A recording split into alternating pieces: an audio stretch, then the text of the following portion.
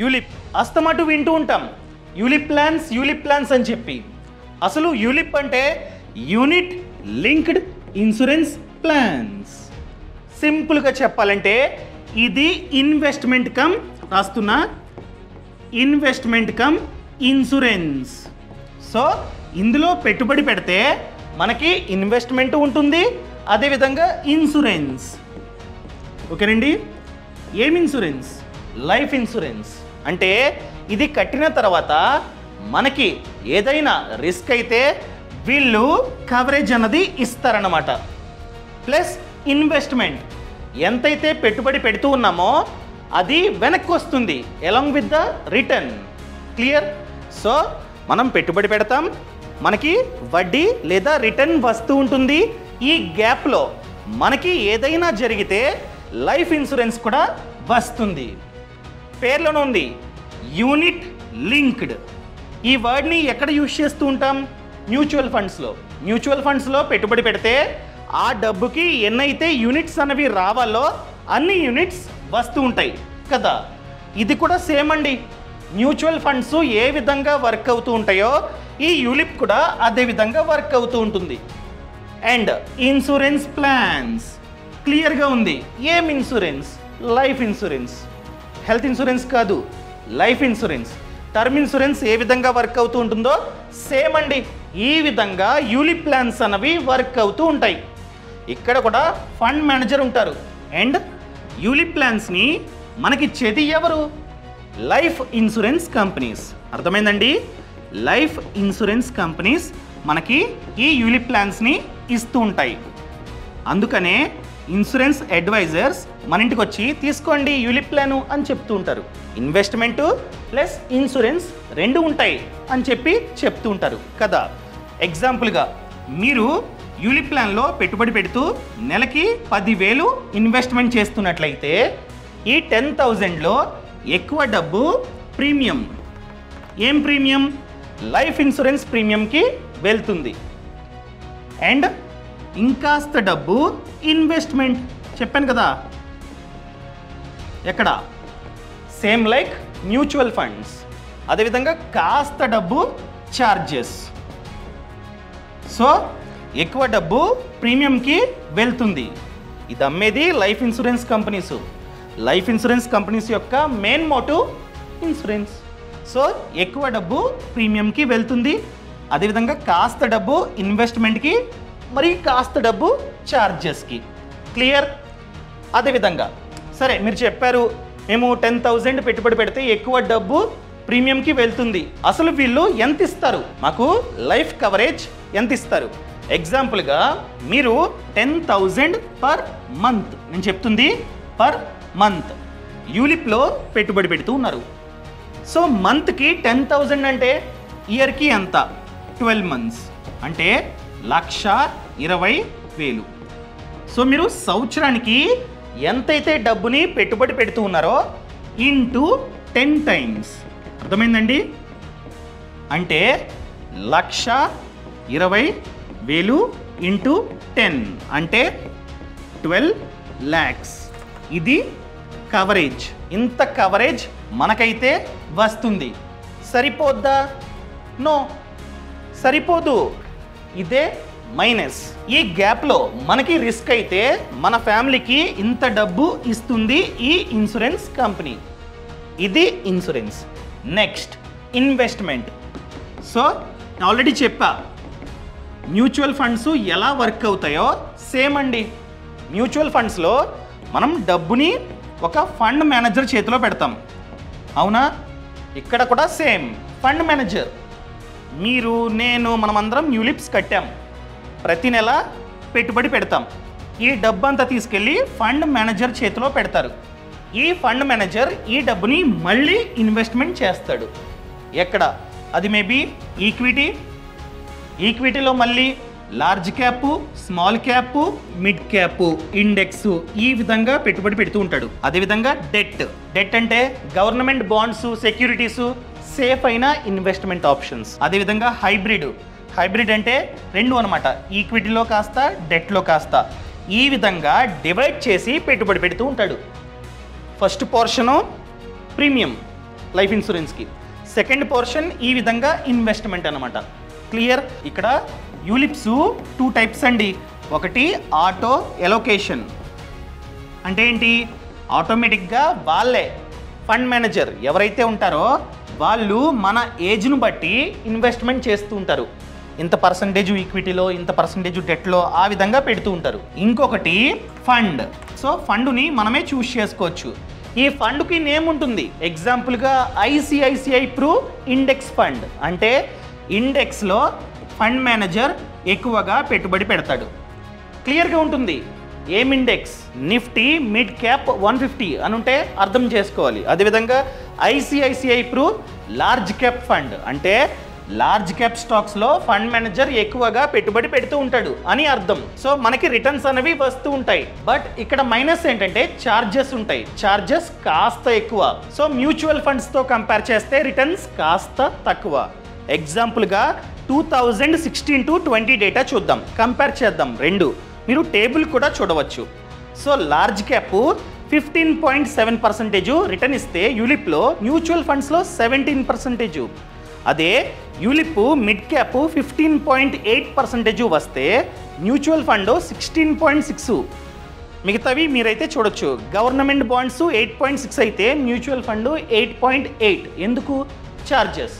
మీకు ఎగ్జాంపుల్గా ఎటువంటి ఛార్జెస్ ఉంటాయో చూపిస్తా స్క్రీన్ పైన. First one premium allocation charge. ఇది ఓన్లీ 1 టైం, అది కూడా ఫస్ట్ ఇయర్ మీరు ప్రీమియం కడతారు కదా, ఆ ప్రీమియం నుండి 20% కట్ చేసుకుంటారు. ఎగ్జాంపుల్గా మీరు 50,000 పెట్టుబడి పెడుతున్నట్లయితే 10,000 కట్ చేసుకొని ఆ డబ్బుని ఎవరికి ఇస్తారు? ఫస్ట్ టైం మాత్రం ఇన్సూరెన్స్ ఏజెంట్. అర్థమైందండి?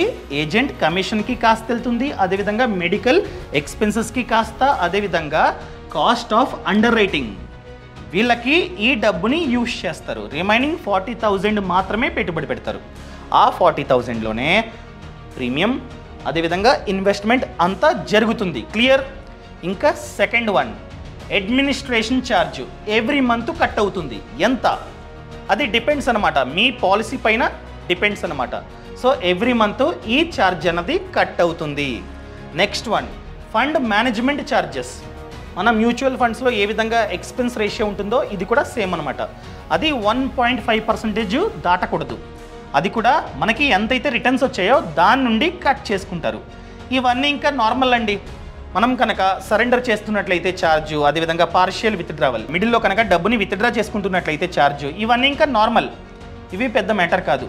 సో స్టార్టింగ్ ఉన్నవే పెద్దవి. క్లియర్? ఇప్పుడు యూలిప్ ప్లాన్స్ అనేవి ఏ విధంగా ఉంటాయో చూపిస్తా. నేను పాలసీ బజార్ వెబ్సైట్ని ఓపెన్ చేశా. అండ్ ఇంకొకటి, ఈ వీడియోకి స్పాన్సర్ పాలసీ బజార్. సో నేను ఓపెన్ చేస్తున్నా. ఇక్కడ మీ నేమ్ ఖచ్చితంగా ఇవ్వాలన్నమాట. సో నా నేము ఇస్తూ ఉన్నా. ఈ లింక్ కింద డిస్క్రిప్షన్లో ఇచ్చా, కావాలంటే మీరు ఓపెన్ చేసుకోండి. ఇప్పుడు చూద్దాం ప్లాన్స్. ఇవి ప్లాన్స్ అనమాట. చెప్పా యూలిప్ మార్కెట్ లింక్డ్ ఉంటాయి. అర్థమైందండి? సో వీళ్ళు అడుగుతున్నారు ఏ రిటర్న్స్? Historical returns. ఇది మార్కెట్ లింక్డ్ అంటే మన డబ్బు ప్రీమియంకి వెళ్తుంది, అదేవిధంగా కాస్త డబ్బు మార్కెట్లో పెట్టుబడి పెడతాడు ఫండ్ మేనేజర్. అదే ఇక్కడ ఉంది మార్కెట్ లింక్డ్. ఈ విధంగా ఉంటాయి అన్నమాట. ఇవి plans. Tata AIA, ICICI Pru. And ఇక్కడ ఇది ఎన్ఎఫ్ఓ, న్యూ ఫండ్ ఆఫర్. ఇవన్నీ ఆల్రెడీ లిస్ట్ అయిపోయాయి. కానీ ఐసిఐసిఐ ప్రుడెన్షియల్ లైఫ్ ఇన్సూరెన్స్ వాళ్ళు ఈ ఫండ్ని లాంచ్ చేస్తున్నారనమాట. అంటే ఇది న్యూ ఫండ్ ఆఫర్, ఇప్పుడే లిస్ట్ అవుతూ ఉంది. సో ఇలా ఉంటాయి. అర్థమైందండి? మ్యాక్స్ లైఫ్ కావచ్చు, హెచ్డిఎఫ్సి లైఫ్ కావచ్చు, ఇవన్నీ యూలిప్ ప్లాన్స్ మనం కావాలంటే ఇన్వెస్ట్మెంట్ చేసుకోవచ్చు. వాళ్ళు ఏమంటున్నారు? లాస్ట్ 10 ఇయర్స్గా 11.5% రిటర్న్ వచ్చిందంట. ఏం ఫండ్ ఇది? Equity fund. అర్థమైందండి? ఇలా ఉంటాయి. ఇది ఈక్విటీ ఫండో, ఇది ఈక్విటీ ఫండో, ఇది మిడ్ క్యాప్ ఈక్విటీ ఫండ్. అంటే ఈక్విటీలో ఉన్నటువంటి మిడ్ క్యాప్లో ఎక్కువ డబ్బుని పెట్టుబడి పెడతాడు ఫండ్ మేనేజర్. సో మనం దీని గురించి మాట్లాడుకుందాం. ఏది? NFO, new fund offer, ICICI Prudential life insurance. So దీని గురించి కాస్త మనమైతే డిస్కస్ చేద్దాం. సో చెప్పా కదా ఎన్ఎఫ్ఓ, ఈ ఫండే అది. ఎన్ఎఫ్ఓ అంటే న్యూ ఫండ్ ఆఫర్, అంటే మొదటిసారి మార్కెట్లోకి ఎంటర్ అవుతుంది ఈ ఫండ్. ఇది ఫండ్ నేమ్ అనమాట. Fund name ICICI Prudential life insurance mid cap index fund. క్లియర్గా ఉంది. మిడ్ క్యాప్ అంటే ఈక్విటీ, ఎక్కువ డబ్బుని ఫండ్ మేనేజర్ ఈక్విటీ మార్కెట్లో పెట్టుబడి పెడతాడు. ఈక్విటీ మార్కెట్లో ఉన్నటువంటి మిడ్ క్యాప్ స్టాక్స్లో ఎక్కువగా పెట్టుబడి పెడతాడు. అది కూడా ఇండెక్స్లో ఉన్నటువంటి మిడ్ క్యాప్ స్టాక్స్లో ఎక్కువగా పెట్టుబడి పెడతాడు fund manager. So bench mark index వచ్చేసి నిఫ్టీ వాళ్ళు ఇచ్చారనమాట. Nifty mid cap 150 index. అర్థమైందండి? వాళ్ళు ఈ విధంగా ఇస్తారనమాట. క్లియర్గా నేమ్లో ఉంటుంది, అదేవిధంగా వాళ్ళు క్లియర్గా మెన్షన్ చేస్తారు ఫండ్ మేనేజర్ మన డబ్బుని ఎక్కడ పెడతాడు. నిఫ్టీలో ఉన్నటువంటి ఇండెక్స్, అది కూడా మిడ్ క్యాప్ 150 ఇండెక్స్లో ఉన్నటువంటి ఫండ్స్లో ఎక్కువగా పెట్టుబడి పెడతాడు ఈ ఫండ్ మేనేజర్. సో ఈ ఎన్ఎఫ్ఓ, ఈ పేరు గల ఎన్ఎఫ్ఓ ప్రెజెంట్ ఓపెన్లో ఉంది. ఎప్పటి నుంచి? 11th సెప్టెంబర్ నుండి 24th సెప్టెంబర్, అంటే ఇప్పుడు ఓపెన్లో ఉంది ఈ ఎన్ఎఫ్ఓ. క్లియర్? సో ఎన్ఎఫ్ఓలో పెట్టుబడి పెట్టడం వలన అడ్వాంటేజ్ ఏంటి? ఇప్పుడైతే ఎన్ఏవి 10 రూపీస్ ఉంటుంది. అదే ఫ్యూచర్లో కొంటే అది మార్కెట్లోకి లిస్ట్ అయిపోయిన తర్వాత ఎన్ఏవి పెరుగుతుంది.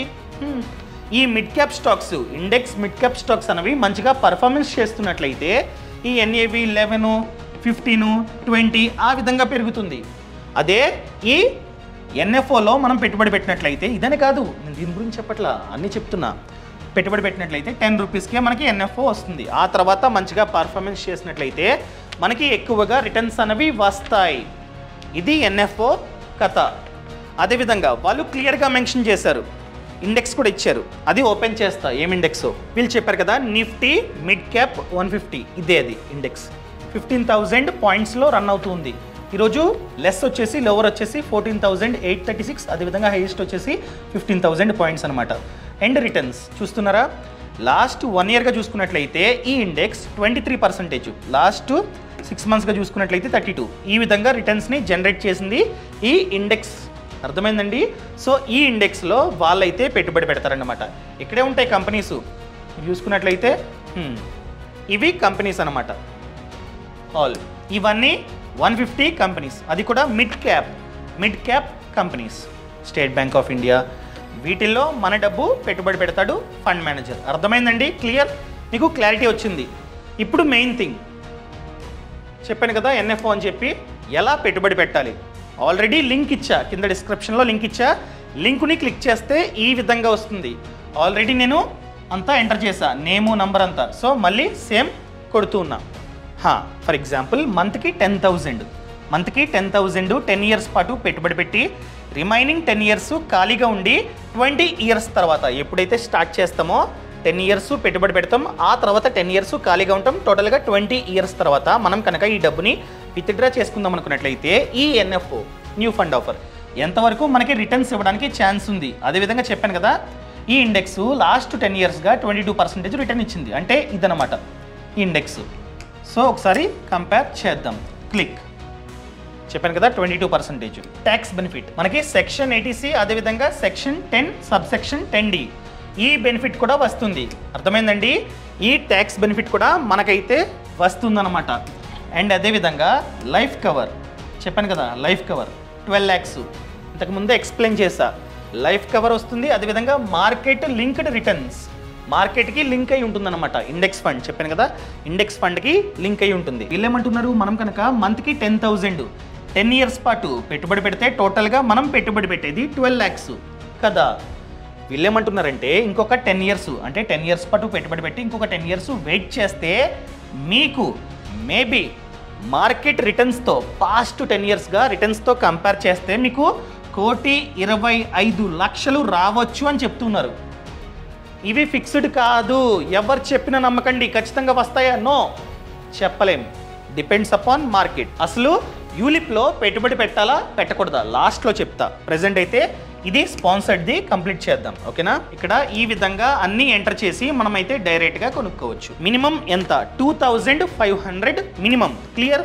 సో ఈ లింక్ అన్నది నేను డిస్క్రిప్షన్లో, అదేవిధంగా పక్కన కామెంట్స్లో ఇచ్చా, కావాలంటే కొనుక్కోండి. So ICICI Prudential life insurance company అన్నది one of the biggest private life insurance company. వీళ్ళు ఫస్ట్ టైం ఈ లైఫ్ ఇన్సూరెన్స్ కేటగిరీలో మిడ్ క్యాప్ ఇండెక్స్ ఫండ్ని తీసుకొస్తున్నారు. అది కూడా 11th సెప్టెంబర్ నుండి 24th సెప్టెంబర్ మిడిల్లోనే ఓపెన్లో ఉంటుంది. అదేవిధంగా వీళ్ళ యొక్క ఏయుఎం అంటే ఐసిఐసిఐ ప్రుడెన్షియల్ లైఫ్ ఇన్సూరెన్స్ కంపెనీది ఏయుఎం చూసుకున్నట్లయితే ఏకంగా 2.66 లక్షల కోట్లు ఏయుఎం వీళ్ళ వద్ద ఉంది. ఇంత డబ్బుని వీళ్ళైతే మేనేజ్ చేస్తున్నారు. ఏయుఎం అంటే అసెట్ అండర్ మేనేజ్మెంట్, అది కూడా యాజ్ ఆఫ్ 30 జూన్ 2023. సో మంచి కంపెనీ అని చెప్పుకోవచ్చు. ఆల్రెడీ చెప్పా, నిఫ్టీ మిడ్ క్యాప్ 150 అది ఇండెక్స్. ఆ ఇండెక్స్ అన్నది మంచిగా రిటర్న్స్ని ఇస్తూ ఉంది. లాస్ట్ 10 ఇయర్స్గా 22% రిటర్న్ ఆల్రెడీ ఇచ్చింది, చూపించా ఇంతకుముందే. అదేవిధంగా లాస్ట్ 5 ఇయర్స్గా 17% రిటర్న్ని జనరేట్ చేసింది ఆ ఇండెక్స్. నేను చెప్తుంది ఈ ఫండ్ కాదు, యూలిప్ కాదు, నేను చెప్తుంది ఓన్లీ ఇండెక్స్ అనమాట. Nifty mid cap 150 fund. ఆ ఇండెక్స్ ఫండ్లో మనం కనుక 2008లో డబ్బుని పెట్టుబడి పెట్టున్నట్లయితే ఇప్పటికీ 10x రిటర్న్స్ అనేవి వచ్చేవి. మనం కనుక 2005లో ఆ ఫండ్లో పెట్టుబడి పెట్టున్నట్లయితే ఏకంగా 14 టైమ్స్ రిటర్న్స్ అనేవి వచ్చేవి. దీని ప్రమోషన్ కాదు, నేను చెప్తుంది నిజంగానే ఆ ఫండ్ ఆ రకంగా రిటర్న్స్ అనేవి ఇచ్చిందనమాట. ఈ ఎన్ఎఫ్ఓలో పెట్టుబడి పెట్టడం వలన మనకి ట్యాక్స్ బెనిఫిట్ కూడా వస్తుంది. ఆల్రెడీ చెప్పా, సెక్షన్ 80C వర్తిస్తుంది. అదేవిధంగా సెక్షన్ 10 సబ్సెక్షన్ 10D కూడా వర్తిస్తుంది. మినిమం పెట్టుబడి 2500. ఈ ఫండ్లో మినిమం పెట్టుబడి 2500 కావాలంటే ఈ డేట్స్ లోపు మీరు ఇన్వెస్ట్మెంట్ చేసుకోండి. అదేవిధంగా రిటర్న్ ఆఫ్ మార్టాలిటీ ఛార్జ్ అది ఉండడం వలన మనకి లైఫ్ ఇన్సూరెన్స్ ఫ్రీగా వచ్చినట్లే. ఇప్పుడు ఫైనల్ క్వశ్చన్, పెట్టుబడి పెట్టడం మంచిదా కాదా? మ్యూచువల్ ఫండ్స్తో కంపేర్ చేస్తే నో, స్ట్రైట్ అవే నో. ఎందుకంటే మ్యూచువల్ ఫండ్స్లో ఛార్జెస్ తక్కువ, దీంతో కంపేర్ చేస్తే మంచిగా రిటర్న్స్ అనేవి వస్తాయి. అదేవిధంగా ఇన్వెస్ట్మెంటు ఇన్సూరెన్స్ రెండు కలపొద్దు. ఇన్వెస్ట్మెంట్ వేరు, ఇన్సూరెన్స్ వేరు. మీకు ఇన్సూరెన్స్ కావాలంటే ప్యూర్ టర్మ్ ఇన్సూరెన్స్ పాలసీ తీసుకోండి. ఇన్వెస్ట్మెంట్ కావాలంటే చాలా ఆప్షన్స్ ఉన్నాయి. For example mutual funds, stock market etcetera investment చేసుకోండి. అంతేగాని ఈ విధంగా కలపొద్దు యూలిప్ని. సో ఈ ఛానల్ ఇంతవరకు సబ్స్క్రైబ్ చేసుకోకపోతే సబ్స్క్రైబ్ చేసుకోండి. ఈ వీడియో నచ్చినట్లయితే లైక్ చేయండి, షేర్ చేయండి. ఇంతవరకు చూసినట్లయితే కింద కామెంట్లో చెప్పండి. అండ్ ఫ్రీడమ్ యాప్లో చూసుకున్నట్లయితే 1000+ కోర్సెస్ ఉన్నాయి about farming, business and finance, term insurance course, ఇలా ప్రతి దాని గురించి కోర్సెస్ ఉన్నాయి. ఇప్పుడే ఫ్రీడమ్ యాప్ని app store or play store నుంచి డౌన్లోడ్ చేసుకోండి. యాప్ లింక్ కూడా కింద డిస్క్రిప్షన్లో ఇచ్చాను. Thank you so much. Thanks for watching. జై హింద్.